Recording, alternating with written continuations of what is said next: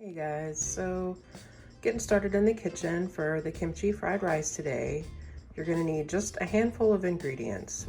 I have some rice that I cooked yesterday. Fried rice is always better with day-old rice. All I had was basmati, so that's what I'm using today. We have some kimchi that I've cut up into smaller pieces, green onion for topping, toasted sesame seeds for topping. I have some seaweed here, toasted seaweed that I went ahead and crushed, also for topping, but those things are optional. If you don't like them, just omit them. I have some gochujang here, some sliced white onion, a couple of eggs, some sesame oil, and I have a little bit of water and a little bit of kimchi juice. And as always, I will leave the exact measurements in the box below. When I cook for a large family, and I cook a lot so that I only have to cook one meal, but my family can eat twice off of it. So you can adjust this recipe accordingly, but the recipe I'll leave in the box is for a much smaller amount. Go ahead and gather your ingredients, you guys, and let's get going.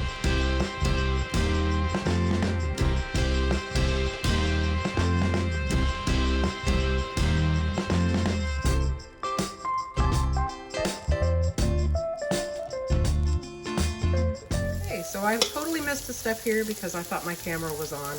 I'm trying this new angle instead of doing voiceovers, and I'm still trying to get the hang of it, so bear with me, you guys. All I've done is taken a large pan and just put about a tablespoon of vegetable oil into it and added my onions. You want to kind of put this on medium-high, not too high because you don't want to burn your onions. You're just looking to get them to kind of a translucent stage. And you definitely want to watch them because the sugar in the onions will make them burn very quickly if you're not careful. So, once you get about to this phase, and you can kind of start seeing through your onions a little bit around the edges, you're going to go ahead and add your kimchi.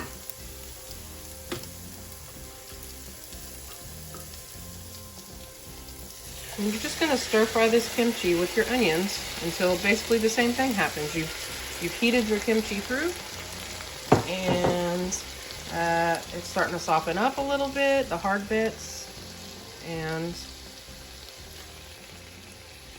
we'll move on to the next step. This is really a simple recipe, you guys. Super hard to mess up, very customizable. I have to turn my heat up because my kimchi was cold.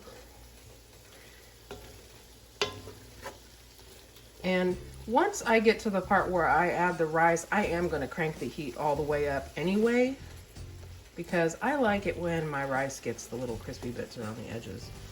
If that's not for you, then, you know, we'll keep the heat turned down a little bit.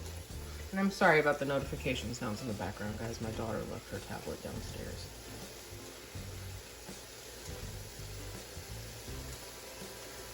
So, yeah, just want to stir fry it around a little bit till it's heated through, basically. That's all you're doing.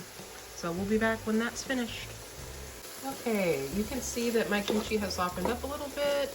A little bit of that liquid has condensed down from the onions and what was left in the cabbage. So now we're going to go ahead and move on to the next step, which is adding the water and the kimchi juice that we reserved at the beginning. Then we're going to add our gochujang paste. And we're going to give it a little heads up before we add our rice, just to help keep from having big chunks of gochujang. It will eventually dissolve after you've cooked it for a bit, but I like to just kind of work it in before I add my rice. So you're just going to want to stir it around a little bit, kind of smash the paste down, get it all mixed in. And once you've kind of broken up the bulk of it, then you can go ahead and add your rice in. But before I do that, I'm going to go ahead and crank the heat up all the way to high. Let that liquid that I just put in there get hot, and then I'm going to go ahead and add my rice.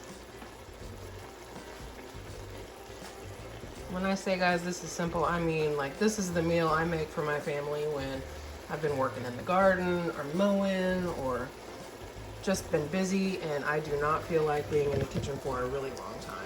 So you can never go wrong. Now, if you don't like super spicy food, you know, maybe don't add the gochujang. If you like it even spicier, add some red pepper flake. And endless possibilities to make this exactly the way you want it.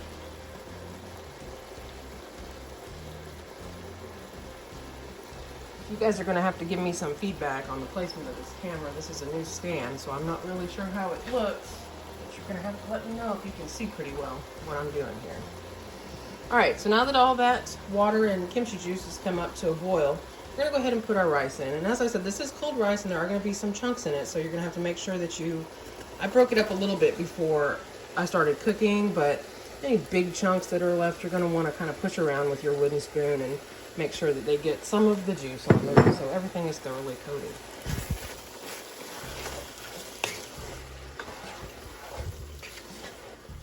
I just absolutely love the color of this.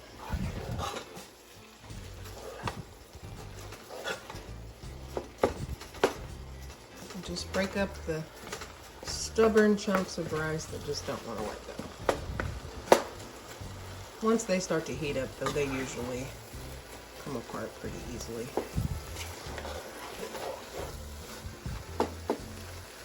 Now, normally when I make this, I would cut up some pork belly or pork steaks, depending on what's available.